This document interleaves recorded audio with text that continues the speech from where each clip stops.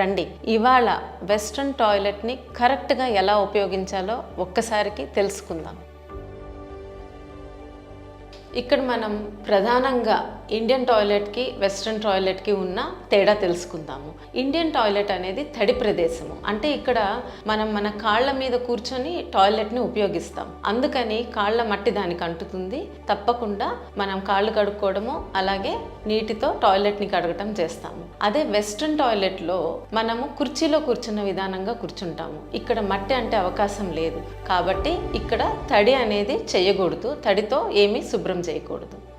Western toilet parts: ఇది tank, ఇక్కడ flush, ఇది లిడ్, దీనిని సీట్ అంటారు, ఇది బౌల్, అలాగే ఇది హెల్త్ ఫాసెట్, అలాగే ఇక్కడ టాయిలెట్ పేపర్ రోల్. దీన్ని వాడకం గురించి చూస్తే ఇప్పుడు మహిళలు యూరిన్కి వెళ్ళేటప్పుడు దీని మీద కూర్చొని వెళ్ళండి.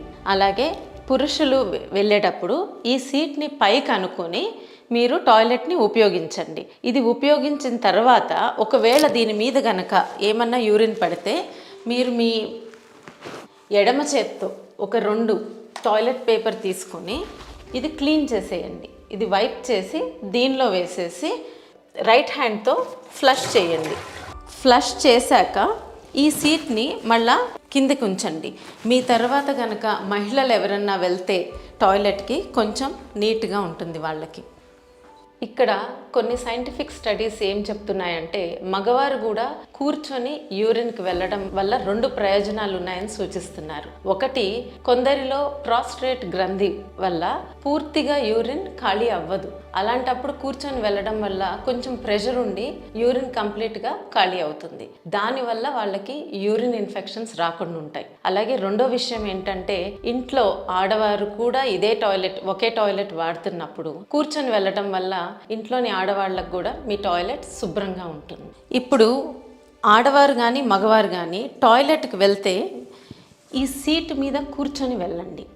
వెళ్ళినాక మీ టాయిలెట్ అయిపోయాక రైట్ హ్యాండ్తో కుడి చేత్తో ఫాసెట్ తీసుకొని ఇది లోపలికి పెట్టి మీరు ఎడమ చేత్తో కడుక్కోండి. కడుక్కున్నప్పుడు ఈ చెయ్యి కూడా ఇక్కడే కడుక్కొని ఈ చుక్కలు ఉన్నాయి కదా, ఇవన్నీ ఇక్కడ పడిపోయే వరకు 1 సెకండ్ ఇట్లా అని తర్వాత హెల్త్ ఫాసెట్ని తిరిగి దాని స్థానంలో పెట్టండి. ఇప్పుడు మీరు గుర్తుంచుకోవాల్సిన విషయం, ఎడమ చేతిని ఎక్కడ మీరు టాయిలెట్ వేరే చోట్ల టచ్ చేయకండి సోప్తో కడుక్కునే వరకు. ఒకవేళ ఇది చేసినప్పుడు మీకు దీని మీద ఏమన్నా నీటి చుక్కలు కానీ ఏమన్నా పడినట్టయితే ఒక 2 టాయిలెట్ పేపర్స్ తీసుకొని నీట్గా దీనిని తుడిచి ఇప్పుడు ఫ్లష్ చేయండి. మీ కుడి చేత్తోనే రైట్ హ్యాండ్తో ఫ్లష్ చేయండి. ఇప్పుడు సింక్ దగ్గరికి వచ్చి మీ కుడి చేత్తో ట్యాప్ యూజ్ చేయండి. తడుపుకొని కుడి చేత్తోనే సోప్ తీసుకోండి. అలాగే ఒక 20 సెకండ్లు చేతుల్ని శుభ్రంగా కడుక్కోండి. కడుక్కుంటున్నప్పుడు రింగ్స్ ఉన్నా కొంచెం లూజ్ చేసుకొని వాటి కింద కూడా కడగండి. ఈ కడగడం అయిపోయాక ఈ ఎక్స్ట్రా ఉన్న నీళ్ళని ఇక్కడే చిలకరించేసేయండి, లేకపోతే ఇదంతా కింద పడతాయి. ఇప్పుడు టిష్యూ పేపర్ తీసుకొని చేతుల్ని శుభ్రంగా క్లీన్ చేసుకోండి. నాప్కిన్ ఉంటే నాప్కిన్తో చేసుకోండి. మిగిలిన పేపర్తో ఇక్కడ ముఖ్యంగా ట్రైన్లో కానీ ఎయిర్పోర్ట్స్లో కానీ ఫ్లైట్స్లో కానీ క్లీన్ చేసేసి డస్ట్బిన్లో పడేయండి. ఇక్కడ మనం టాయిలెట్లో చేయకూడని విషయాలు కూడా తెలుసుకుందాం. ముఖ్యంగా ఒకటి, దీని మీద కూర్చునే ముందు చాలామంది నీళ్లతో కడగటం చూస్తాం. నీళ్లతో కడగకూడదు. అలాగే టాయిలెట్ అయిపోయాక మీ పాదాలని కూడా ఇక్కడ నీళ్లతో కడుక్కోమాకండి.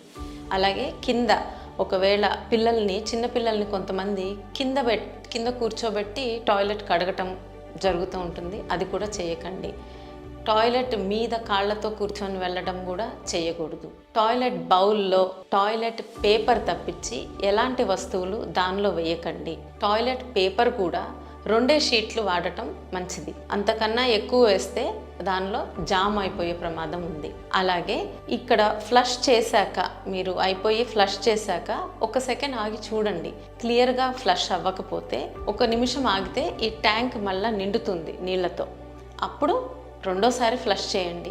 అలాగే ఏదన్నా దానిలో స్టక్ అయిపోయి ఉంటే గనక ఈ హెల్త్ ఫాసెట్తో దాన్ని క్లీన్ చేసి తర్వాత ఫ్లష్ చేయండి. మన భారతదేశంలోని కొన్ని అంతర్జాతీయ హోటల్స్లో కానీ అంతర్జాతీయ విమానాశ్రయాల్లో కానీ అలాగే మనం దేశం విడిచి అమెరికానో లేకపోతే లండన్ ఇలా కొన్ని దేశాలకు వెళ్తున్నప్పుడు మీకు వెస్ట్రన్ టాయిలెట్లో నీటితో కడుక్కునే సదుపాయం ఉండదు.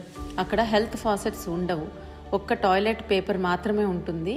మీరు టాయిలెట్ పేపర్తోనే క్లీన్ చేసుకోవాల్సి ఉంటుంది. ఫ్లోర్ మీద మీరు వాడుతున్న పేపర్ కనుక కింద పడిపోతే వెంటనే ఇంకొక పేపర్తో దాన్ని తీసి డస్ట్బిన్లో పడేయండి. మీ ఆరోగ్యం కోసం సెల్ ఫోన్ని బాత్రూంలోకి తీసుకువెళ్ళకండి.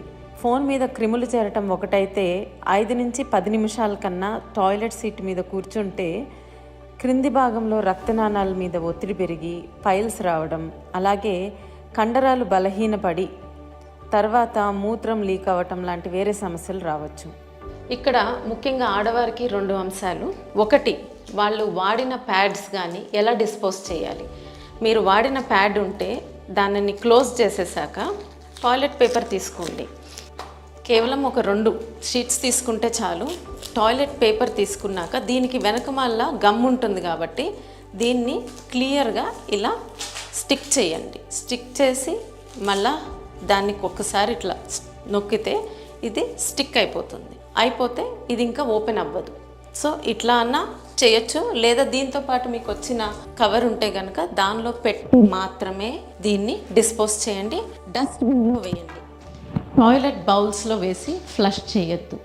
అలాగే చిన్నపిల్లలు కానీ మహిళలు ముఖ్యంగా వాళ్ళు టాయిలెట్కి వెళ్ళాక క్లీన్ చేసుకునేటప్పుడు ముందు భాగం నుంచి వెనక భాగం వైపుకి క్లీన్ చేసుకోండి.